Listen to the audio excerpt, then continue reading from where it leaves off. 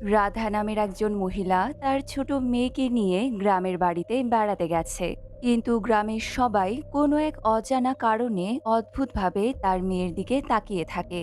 একদিন মেয়েটা একটা পরিত্যক্ত ঘরে ভয়ঙ্কর দেখতে একটি পুতুল খুঁজে পায়, যেটা দিয়ে বহু বছর আগে কালো জাদু করা হয়েছিল।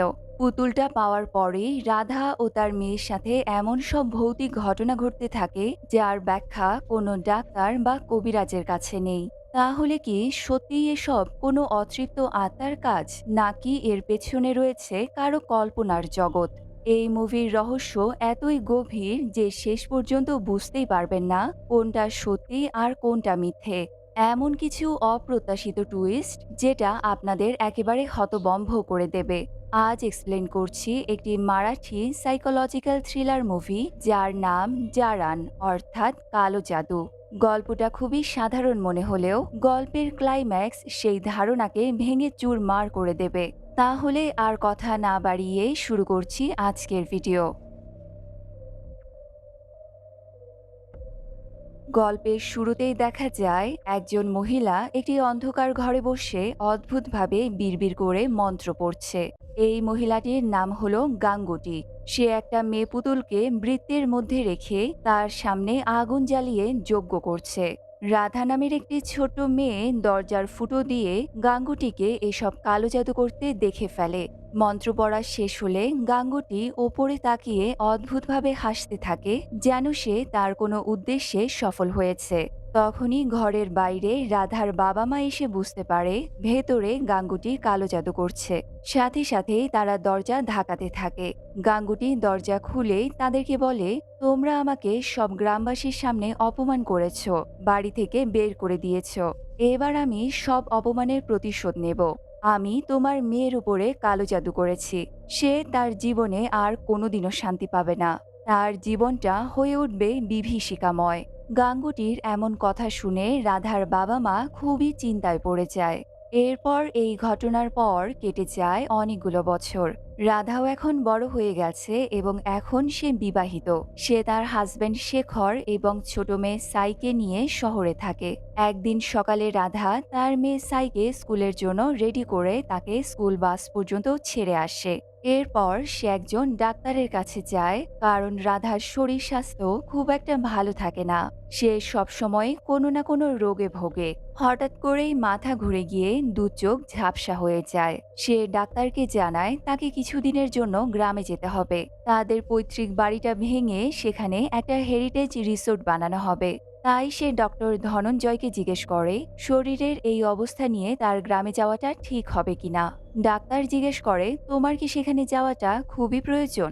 রাধা জানায় সে গ্রামে ছোট থেকে বড় হয়েছে, সেখানে তার ছোটবেলার সব স্মৃতি জড়িয়ে আছে, তাই তার গ্রামে যেতে খুব ইচ্ছে হয়।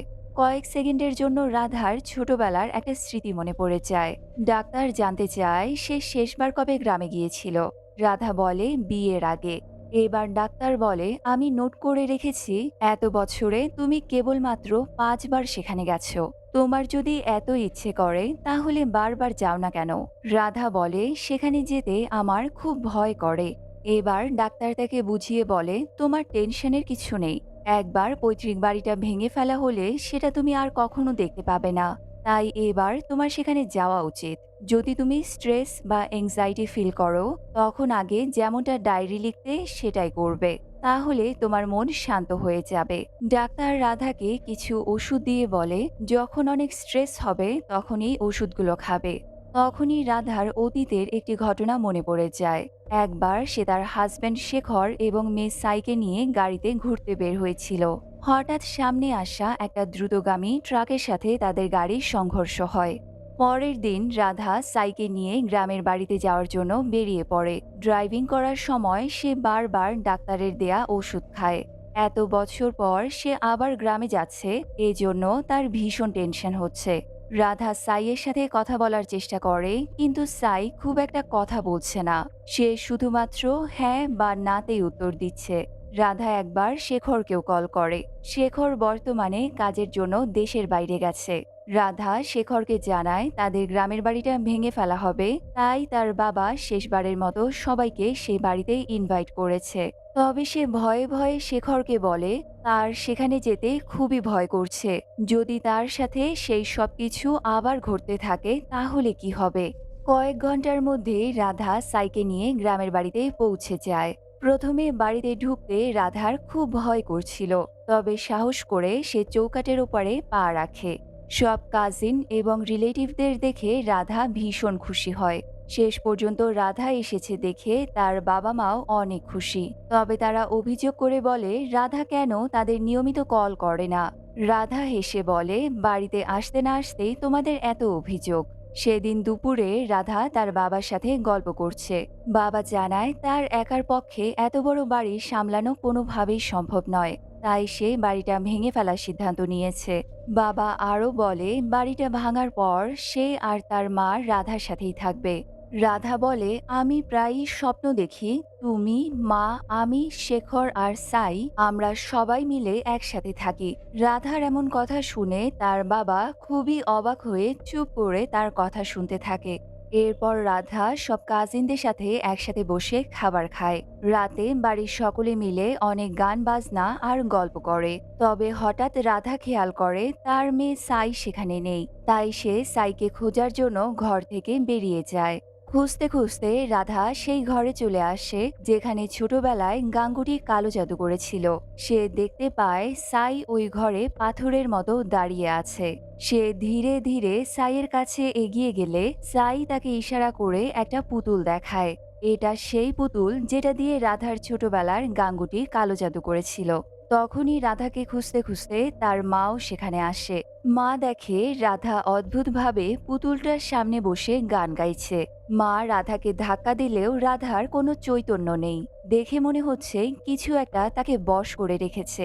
রাধা অদ্ভুতভাবে তার মাকে গাঙ্গুটির বলা সেই কথাটা বলে, তোমার মেয়ের জীবন ধ্বংস হয়ে যাবে, সে কোনোদিনও শান্তিতে থাকতে পারবে না। এসব শুনে রাধার মা ভয় পেয়ে জোরে চিৎকার করে উঠলে সেটা শুনে রাধার বাবা সহ বাকি সবাই সেখানে চলে আসে। তবে ততক্ষণে রাধা স্বাভাবিক হয়ে গেছে। সে তার বাবাকে পুতুলটা দেখিয়ে বলে সাই এটা খুঁজে পেয়েছে। পুতুলটা নাকি সাইয়ের খুবই পছন্দ হয়েছে। এটা শুনে রাধার মা বলে এই পুতুলটা তো অভিশপ্ত, এটাকে এখনই ফেলে দাও। তবে রাধা বলে এই যুগে এসেও তুমি এমন আজগুবি কথা বলছো, অভিশপ্ত বলে কিছুই হয় না। এটা বলেই সে সাইকে তার কাছে ডাকে এবং পুতুলটা কোলে নিয়ে সাই সহ নিচে চলে যায়। বাকি সকলেই চুপচাপ রাধার দিকে অবাক হয়ে তাকিয়ে থাকে। পরদিন রাধার মা গ্রামের একজন মহিলাকে বাড়িতে ডেকে আনে। সেই মহিলা এর আগেও তার মার কথায় তাদের বাড়িতে এসে অনেক রিচুয়াল করেছে। রাধা বুঝতে পারে গতকালের ঘটনার জন্যই তার মা এই মহিলাকে ডেকে এনেছে। রাধা মাকে বলে যদিও আমি এসবে বিশ্বাস করি না, তবুও তোমরা যেহেতু রিচুয়াল করতে চাচ্ছ তাহলে আমার কোনো আপত্তি নেই। এবার মহিলাটি রাধাকে একটা চেয়ারে বসিয়ে তার সামনে কিছু মন্ত্র পড়ে।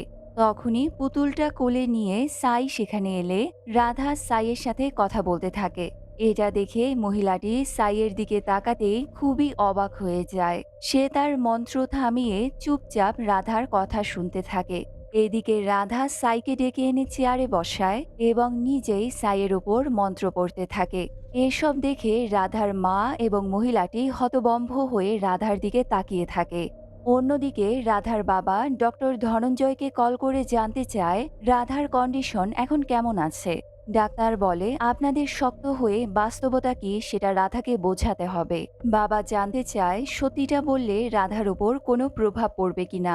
ডক্টর জানায় সে রাধাকে রিল্যাক্স করার জন্য ওষুধ দিয়েছে, তবে তাকে ধীরে ধীরে বাস্তবের সম্মুখীন তো করতেই হবে। ডাক্তারের কথা শুনে রাধার বাবা ও মা খুবই চিন্তায় পড়ে যায়। পরের দিন তাদের বাড়িতে একজন পুরোহিত আসে। রাধার মাই পুরোহিতকে আসতে বলেছে, কারণ মা গাঙ্গুটি সে পুতুলটার জন্য ভীষণ চিন্তায় আছে। পুরোহিত কালো জাদু করা ঘরটায় কিছু মন্ত্র পড়ে চারিদিকে গঙ্গা জল ছিটিয়ে দেয়। তারপর সে রাধার মাকে একটি লাল সুতো দিয়ে সুতোটা রাধাকে পরিয়ে দিতে বলে। এই সুতোটি রাধাকে সব কুনজর থেকে রক্ষা করবে। পুরোহিতের কথা মতো রাধার মা ওই সুতোটি তার হাতে বেঁধে দেয়। এরপর রাধা মায়ের কাছে একটি বাক্সের চাবি চায় যেখানে তার ছোটবেলায় ব্যবহৃত সব জিনিসপত্র রাখা রয়েছে। রাধার মা চাবি দিতে না চাইলেও রাধার জেদ করায় সে রাধাকে চাবিটা দিয়ে দেয়। এরপর রাধা তার কাজিনদের নিয়ে সেই বাক্সটি খোলে। তারা তিনজন তাদের ছোটবেলার অনেক বইও দেখতে পায়। সব জিনিস ঘাটাঘাটি করতে গিয়ে রাধা একটি ব্যাগের ভেতরে প্ল্যানচেট করার সামগ্রী খুঁজে পায়, যার মাধ্যমে যে কোনো আত্মাকে ডাকা যায়। রাধা মজার ছলে কাজিনদের সাথে প্ল্যানচেট করতে চাইলে তার এক কাজিন বলে, আমি শুনেছি প্ল্যানচেট করে ডাকা আত্মারা আর ফিরে যেতে চায় না। তবে রাধা বলে, আরে ধুর, এত ভয় পাওয়ার কিছু নেই, আত্মা ফাত্তা বলতে কিছু হয়ই না। এরপর সে জোর করে তার কাজিনদের নিয়ে প্ল্যানচেট করতে শুরু করে। তারা তিনজন চোখ বন্ধ করে আত্মাকে ডাকতে থাকে এবং প্ল্যানচেটের গুটিগুলো মাটিতে ফেলে। তবে তারা ঠিক করে কোনো আত্মার নাম প্ল্যানচেট থেকে মেলাতে পারছিল না। একটা সময় রাধা খুব মন দিয়ে আত্মাদের ডাকতে থাকে। হঠাৎ প্রচণ্ড খিঁচুনি উঠে তার শরীর পেছন দিকে বেঁকে যায়। রাধার দু চোখ উল্টে যায় এবং সে মুখে গো গো শব্দ করতে থাকে। তার কাজিনরা রাধার এমন অস্বাভাবিক আচরণ দেখে তাকে জোর করে সেখান থেকে উঠিয়ে নিয়ে যায়। তবে সেই সময় প্ল্যানচেটে কার নাম ভেসে উঠেছে তারা সেটা আর খেয়াল করে না। তারা চলে যাওয়ার পরেও প্ল্যানচেটের গুটিগুলো সেভাবেই পড়ে থাকে। সেদিন মাঝরাতে রাধার ঘুম ভাঙতেই সে সাইকে কোথাও দেখতে পায় না। তাই সে সাইকে খুঁজতে বাইরে আসে। সে দেখতে পায় সাই আবারও সেই পুতুলটি নিয়ে খেলা করছে। এটা দেখে রাধা তাকে ডেকে ঘুমোতে নিয়ে যায়। পরের দিন রাধা শহরে চলে যাবে, তাই সে সব জিনিসপত্র গুছিয়ে নেয়। এমনকি সে অভিশপ্ত পুতুলটিকেও তার সাথে নেয়। মা তাকে সাথে একজন ড্রাইভার রাখতে বলে, কিন্তু রাধা কিছু একটা মনে করে তার মায়ের সাথে খুবই খারাপ ব্যবহার করে।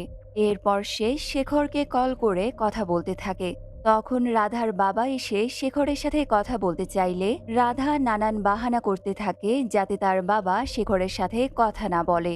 কিন্তু রাধার বাবা জোর করেই রাধার থেকে ফোনটি নিয়ে দেখতে পায় রাধা এতদিন ধরে একটি নষ্ট ফোন দিয়ে শেখরের সাথে কথা বলছে। তার মানে সে কখনো শেখরকে কল করেইনি।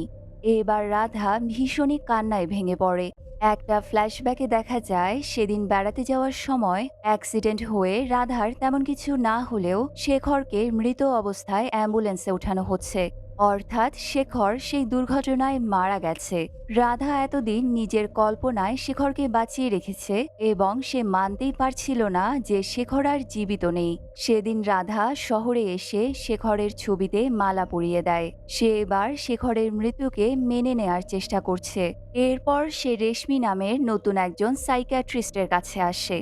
রাধা তার পুরো গল্প ডাক্তার রেশমিকে শোনায়। সবকিছু শুনে রেশমি বুঝতে পারে ২ বছর আগে অ্যাক্সিডেন্টে তার হাজবেন্ডের মৃত্যুটা রাধা মেনে নিতে পারেনি। তাই সে সবসময় শেখরকে তার আশেপাশেই কল্পনা করেছে। রেশমি জানতে চায় রাধা কি করতে ভালোবাসে। রাধা জানায় ডায়েরি লিখতে তার খুব ভালো লাগে। এবার রেশমি রাধার মেয়ে সাইয়ের ব্যাপারেও জানতে চায়। বাবাকে হারানোর পর সাই এখন কেমন আছে, তার জীবনেও কি এটার কোনো প্রভাব পড়েছে কিনা। রাধা বলে, আমি জানি না। অ্যাক্সিডেন্টের পর থেকে সাই তেমন একটা কথা বলে না। সে সব সময় তার নিজের দুনিয়াতেই থাকে। রেশমি তাকে আশ্বাস দিয়ে বলে রাধা চাইলে সে সবকিছুই রেশমির সাথে শেয়ার করতে পারে। তবে রাধা বলে, কিন্তু আমি এখনো সেটা করার জন্য প্রস্তুত নই, আমার একটু সময় চাই। এটা বলেই রাধা সেখান থেকে চলে আসে। বাড়ি ফেরার সময় সে তার এক কাজিনকে কল করে জানায় সে তার ডাক্তার চেঞ্জ করেছে। এখন সে যে নতুন সাইকিয়াট্রিস্টকে দেখাচ্ছে সে একজন দারুণ ডাক্তার। ডাক্তার রেশমি খুব মন দিয়ে রাধার কথা শুনে আর তাকে বিশ্বাসও করে। সেদিন রাতে রাধা যখন অফিসের কাজ করছে তখনই সে তার পেছনে একটা ফ্যাসফ্যাসে শব্দ শুনতে পায়, যেন কেউ তার নাম ধরে ডাকছে। কিন্তু পেছনে তাকাতেই আর কাউকে দেখতে পায় না। রাতে সে সাইকে পাশে নিয়ে ঘুমিয়ে পড়ে। তবে ভয়ঙ্কর স্বপ্ন দেখে ধরফর করে জেগে ওঠে। এবার দেখা যায় কালো জাদুর সেই পুতুলটি ঠিক তাদের বিছানার পাশেই রাখা আছে। পরের দিন রাধার মা কল করে বলে সে যেন তার বাবাকে একটা কল করে, কারণ গ্রাম থেকে ফেরার পর রাধা কারো সাথেই যোগাযোগ করেনি। তার বাবা রাধার চিন্তায় গতকাল রাতে ভীষণ কান্নাকাটি করেছে। এটা শুনে রাধা বাবার উপরে খুবই বিরক্ত হয় এবং রাগে গজগজ করতে থাকে। রাধার বাড়ির কাজের মেয়েটা বলে তার ওই পুতুলটা দেখলে খুবই ভয় লাগে। সেটা দেখতে খুবই ভয়ঙ্কর আর কুৎসিত। এটাকে এখনই বাইরে ফেলে দেওয়া উচিত। কিন্তু রাধা আরো বেশি বিরক্ত হয়ে বলে এই পুতুলটা দিয়েই সাই খেলা করে, তাই সেটা কিছুতেই ফেলা যাবে না। কাজের মেয়েটা অবাক হয়ে কিছু বলতেই চাইছিল, তবে রাধা তাকে ধমক দিয়ে চুপ করিয়ে দেয়। সেদিন রাতে অফিসের অতিরিক্ত কাজের চাপের জন্য রাধার মেজাজ খুবই খারাপ হয়ে আছে। তখনই সে আবারও সেই ফ্যাঁসফ্যাঁসে আওয়াজটা শুনতে পায়। এরপর একটা বাচ্চা মেয়ের খিলখিল হাসি শোনা যায়। রাধা ভয়ে ভয়ে সাইয়ের ঘরের দিকে এগিয়ে যায়। ঘরে ঢুকতেই সে দেখে সাই কালো জাদু করা পুতুলটা নিয়ে খেলা করছে। এটা দেখে রাধা হঠাৎ খুবই রেগে গিয়ে পুতুলটা ছুঁড়ে বাইরে ফেলে দেয় এবং সাইকে খুবই বকাবকি করে। বাড়ির বাইরে দিয়ে যাওয়া মানুষেরাও তার চিৎকার চেঁচামেচি শুনতে পায়। তবে সে রাতে সাইকে সরি বলে তাকে পরম মমতায় খাবার খাইয়ে দেয়। পরের দিন রাধা আবারও ডাক্তার রেশমির সাথে দেখা করতে আসে। সে রেশমিকে জানায় তার কেন জানি মনে হয় তাদের বাড়িতে তারা দুজন ছাড়াও অন্য কেউ রয়েছে। সে সবসময়ই সেটা অনুভব করতে পারে। রাধা আরও বলে, আমি ছোটবেলা থেকেই হরর মুভি দেখতে পছন্দ করতাম, এমনকি আমি হরর স্টোরিও লিখেছিলাম। এটা শুনে রেশমি বেশ আগ্রহ নিয়ে সেই স্টোরিটা পড়তে চায়। তবে রাধা জানায় সে ওটা ছোটবেলায় একটা ডায়েরিতে লিখেছিল, তবে ডায়েরিটা এখন কোথায় আছে তার মনে নেই। সেদিন বাড়ি ফিরে রাধা কাজের মেয়েটার কাছে জানতে পারে গত 3 দিন ধরে সাই কোনো খাবার খাচ্ছে না। এটা শুনে সে মেয়েটার ওপরেই ভীষণ রেগে যায়। রাধা মেয়েটার সাথে রাগারাগি করে বাড়িতে ঢুকেই স্ট্রেস কমানোর জন্য অনেকগুলো ওষুধ খেয়ে ফেলে। এরপরেই সে পাশে তাকাতেই দেখে কাল ফেলে দেয়া পুতুলটা আবারও সোফায় বসে আছে। এটা দেখে রাধা তো বেশ অবাক হয়ে যায়। এদিকে ডাক্তার ধনঞ্জয় রাধাকে কল করে জানতে চায় এতদিন হয়ে গেছে সে কেন ডাক্তারের সাথে দেখা করতে আসেনি। রাধা বলে, আমার মনে হয় এখন আর আমার আপনার ট্রিটমেন্টের দরকার নেই। আমি একজন নতুন সাইকিয়াট্রিস্টের কাছে কাউন্সেলিং নিচ্ছি। ডাক্তার ধনঞ্জয় বলে, ঠিক আছে, তবে তুমি ট্রিটমেন্ট কখনো বন্ধ রেখো না। আমার তোমাকে নিয়ে অনেক চিন্তা হয়।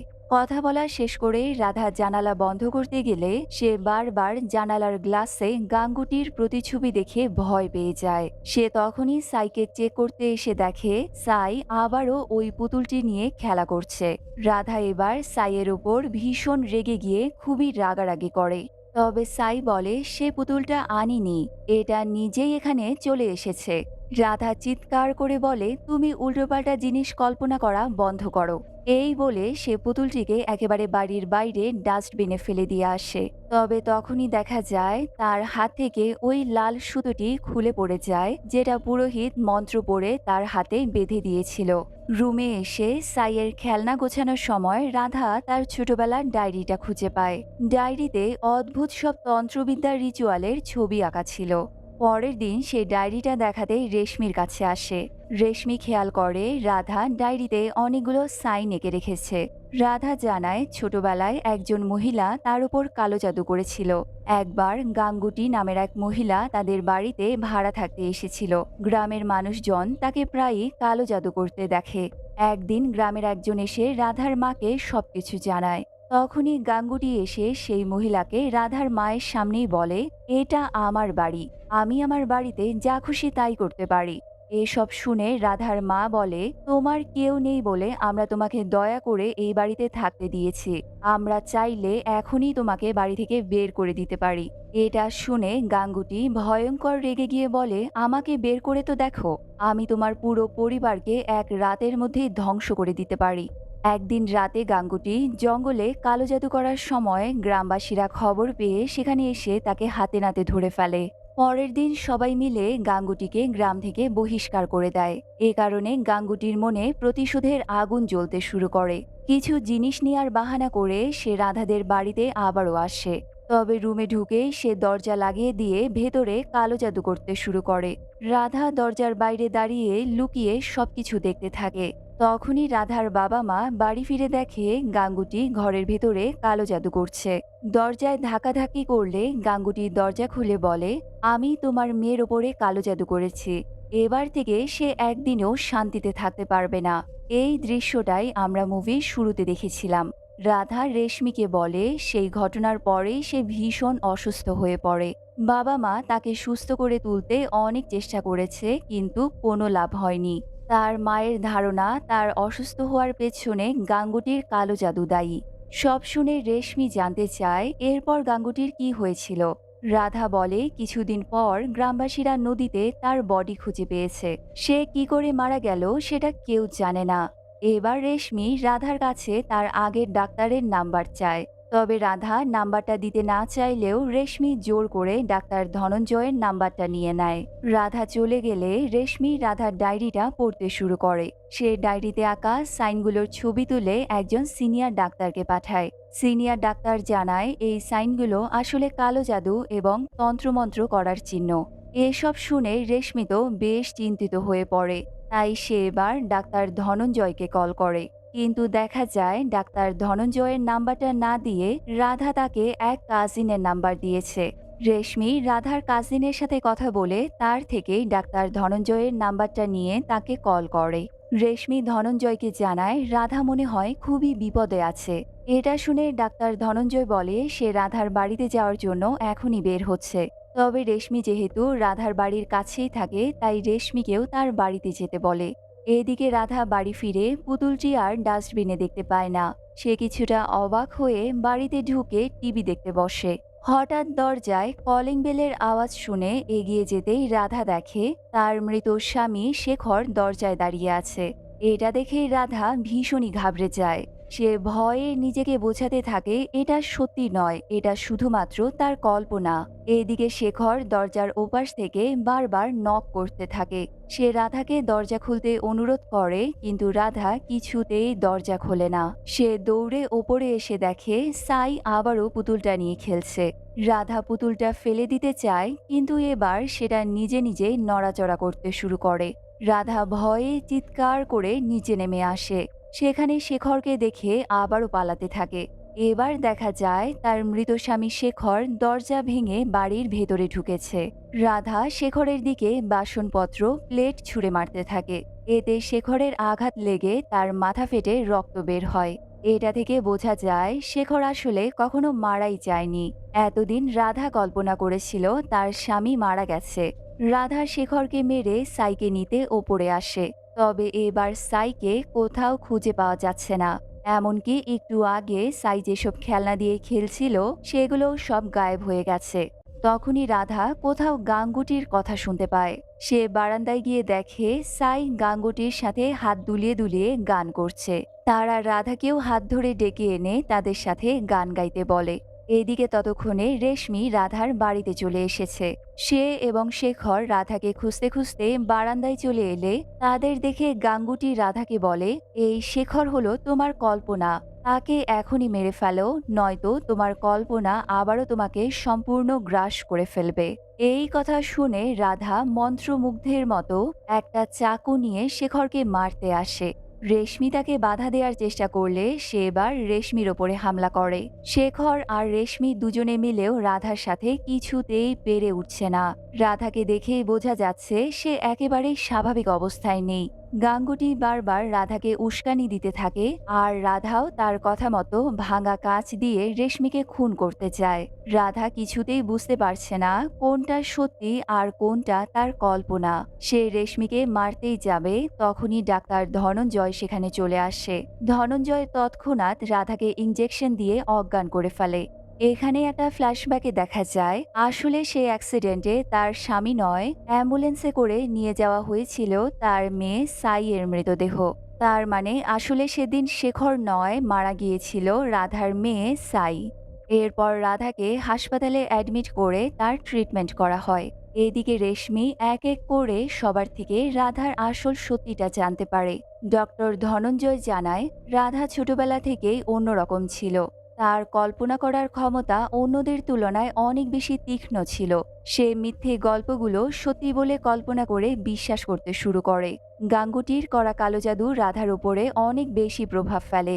গাঙ্গুটি মারা যাওয়ার পর রাধা হঠাৎ করেই কেমন যেন বদলে যায়। সে নিজের অজান্তেই তন্ত্রবিদ্যা নিয়ে গবেষণা করতে শুরু করে। ব্ল্যাক ম্যাজিক, তন্ত্রমন্ত্র সহ সব ধরনের কুসংস্কারের প্রতি তার বিশ্বাস জন্মে। রাধার মাও এসব কালো জাদু মানলেও রাধার বাবা চিকিৎসা বিজ্ঞানের উপর ভরসা করে আমাকে ডেকেছিল। আমি খুব তাড়াতাড়ি রাধার চিকিৎসা শুরু করি এবং কিছুদিনের মধ্যে রাধা অনেকটাই সুস্থ হয়ে গিয়েছিল।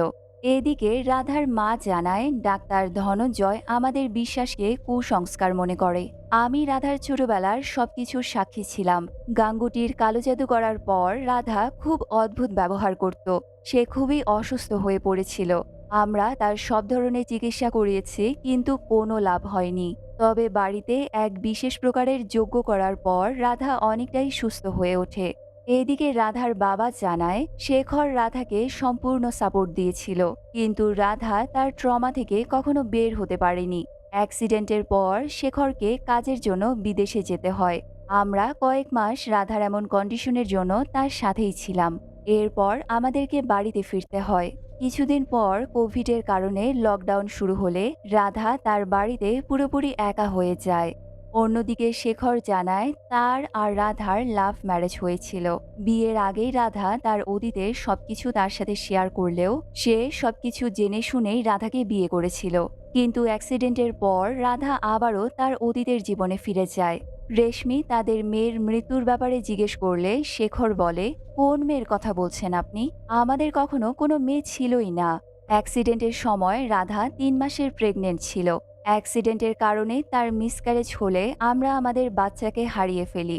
এরপর রাধা আমাদের প্রতিবেশীর মেয়ে সাইকে নিয়ে অবসেসড হয়ে পড়ে। সাইকে সে নিজের মেয়ে বলে কল্পনা করতে শুরু করে। আমার সাথে, তার বাবা মার সাথে সাইয়ের ব্যাপারে গল্প করতে শুরু করে। শুরুর দিকে আমরা তাকে বোঝানোর চেষ্টা করলেও এতে তার মানসিক স্ট্রেস আরো বেড়ে যেত।